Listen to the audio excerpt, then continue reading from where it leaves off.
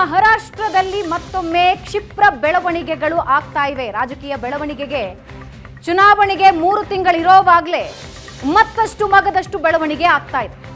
ಇನ್ನು 3 ತಿಂಗಳು ಉಳಿದಿಲ್ಲ, ಆಗಲೇ ಹೈಡ್ರಾಮಾ ಶುರುವಾಗಿದೆ. ಲೋಕಸಭಾ ಸೋಲಿನ ಬೆನ್ನಲ್ಲೇ ಅಜಿತ್ ಬಣಕ್ಕೆ ಬಿಗ್ ಶಾಕ್.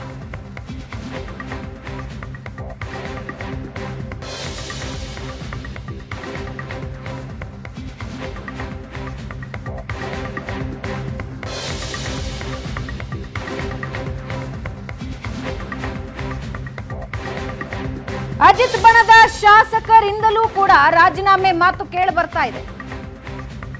ಒಂದು ಕಡೆ ಅಜಿತ್ ಬಣ ದಾಟಿ ನಾಯಕರು ಹೊರಗೆ ಹೋಗ್ತಾ ಇದ್ದಾರೆ.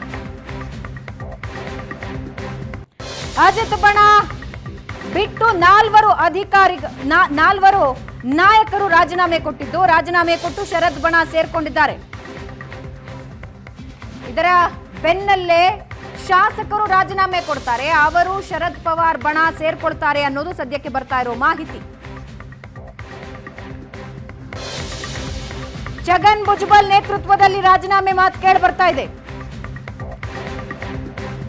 ಈಗಾಗಲೇ ಶರದ್ ಪವಾರ್ ಮತ್ತು ಭುಜಬಲ್ ಮಧ್ಯೆ ಒಂದು ಸುತ್ತಿನ ಮಾತುಕತೆ ನಡೆದಿದೆ.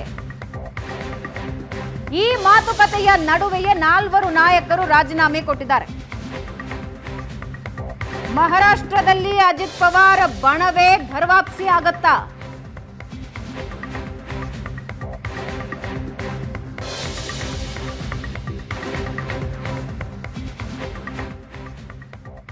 ಮಹಾರಾಷ್ಟ್ರದಲ್ಲಿ ಅಜಿತ್ ಪವಾರ್ ಬಣಾನೇ ಘರ್ವಾಪ್ಸಿ ಹೋಗುತ್ತಾ?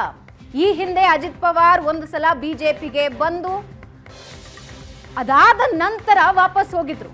ಅವರನ್ನ ಶರದ್ ಪವಾರ್ ತಂಡ ತುಂಬ ಹೃದಯದಿಂದ ಸ್ವಾಗತಿಸಿ ಘೋಷಣೆಗಳನ್ನ ಕೂಗಿ ವಾಪಸ್ ಕರ್ಕೊಂಡಿತ್ತು. ಹಂಗಿದ್ದ ಸಿಚುವೇಶನ್ ಬರುತ್ತಾ, ಅಥವಾ ಭುಜಬಲ್ ಅಜಿತ್ ಬಣಾನೇ ಒಡೆದು 2 ಹೋಳು ಮಾಡ್ತಾರಾ ಅನ್ನೋದು ಸದ್ಯದ ಪ್ರಶ್ನೆ. ಮಹಾರಾಷ್ಟ್ರದಲ್ಲಿ ತೀವ್ರ ಕುತೂಹಲ ಮೂಡಿಸ್ತಾ ಇದೆ ಈಗಿನ ಬೆಳವಣಿಗೆ. ಬಿಜೆಪಿ ಶಿವಸೇನೆಯನ್ನ 2 ಹೋಳು ಮಾಡಿತ್ತು, ಪವಾರ್ ಬಣವನ್ನ 2 ಹೋಳು ಮಾಡಿತ್ತು. ಈಗ ಶರದ್ ಪವಾರ್ ಅಜಿತ್ ದಾದಾ ಪವಾರ್ ಬಣನ ಹೋಳು ಮಾಡುತ್ತಾ, ಅಥವಾ ಮತ್ತೆ ತನ್ನ ಪಕ್ಷಕ್ಕೆ ಸೇರಿಸಿಕೊಳ್ತಾರಾ?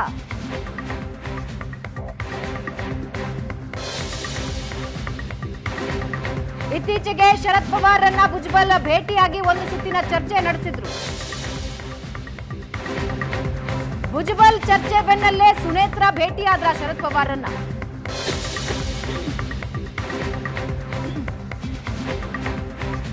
ಅಜಿತ್ ದಾದಾ ಪವಾರ್ ಪತ್ನಿ ಸುನೇತ್ರಾ ಪವಾರ್ ಜುಲೈ 16ನೇ ತಾರೀಕು ಪುಣೆಯಲ್ಲಿ ಶರದ್ರನ್ನ ಭೇಟಿಯಾಗಿ ಚರ್ಚಿಸಿದ ಸುದ್ದಿ ಇದೆ. ಶರದ್ ಬಣಕ್ಕೆ ಸೇರ್ಕೊಳ್ಳೋದಕ್ಕೆ ಅಜಿತ್ ದಾದಾ ಪವಾರ್ ಪ್ರಯತ್ನ ಪಡ್ತಾ ಇದ್ದಾರಾ? ಶರದ್ ಪವಾರ್ ಜೊತೆ ಅಜಿತ್ ಬಣದ ನಾಯಕರು ನಿರಂತರ ಚರ್ಚೆ ನಡೆಸ್ತಾ ಇದ್ದಾರೆ. ಇಬ್ಬರ ಭೇಟಿ ಆದ್ಮೇಲೆ ಅಜಿತ್ ಬಣಾನೇ ಘರ್ವಾಪ್ಸಿ ಆಗತ್ತಾ? ಕೇಂದ್ರ ಸಚಿವ ಸ್ಥಾನಕ್ಕೆ ಡಿಸಿಎಂ ಅಜಿತ್ ದಾದಾ ಪವಾರ್ ಸಿಟ್ಟಾಗಿದ್ದಾರಾ? ಯಾವುದೇ ಕ್ಷಣದಲ್ಲೂ ಬದಲಾವಣೆಗಳಾಗಬಹುದು. ಅಜಿತ್ ದಾದಾ ಪವಾರ್ ಈ ಹಿಂದೆ ಬಿಜೆಪಿಗೆ ಬಂದು ವಾಪಸ್ ಹೋಗಿದ್ದರ ಇತಿಹಾಸ ಇದೆ. ಈಗ ಸರ್ವೆ ಹೇಳ್ತಾ ಇದೆ ಬಿಜೆಪಿ ಮತ್ತು ಎನ್ಡಿಎಗೆ ಇದರಿಂದ ನಷ್ಟ ಆಗುತ್ತೆ ಈ ಬಾರಿಯ ವಿಧಾನಸಭಾ ಎಲೆಕ್ಷನ್ ನಲ್ಲಿ ಅಂತ. ಹಾಗಾಗಿ ತಮ್ಮ ನಿರ್ಧಾರ ಬದಲಾಯಿಸ್ತಾರಾ? ಇಂಟ್ರೆಸ್ಟಿಂಗ್ ಇರುತ್ತೆ. ಇದೇ ಸುದ್ದಿಯೊಂದಿಗೆ ಇವತ್ತಿನ ಪಾರ್ಟಿ ರೌಂಡ್ಸ್ ಮುಗಿಸ್ತಾ ಇದ್ದೀವಿ. ನೇರ ದಿಟ್ಟ ನಿರಂತರ ಸುದ್ದಿಗಾಗಿ ನೋಡ್ತಾ ಇರಿ ಏಷ್ಯಾನೆಟ್ ಸುವರ್ಣ ನ್ಯೂಸ್.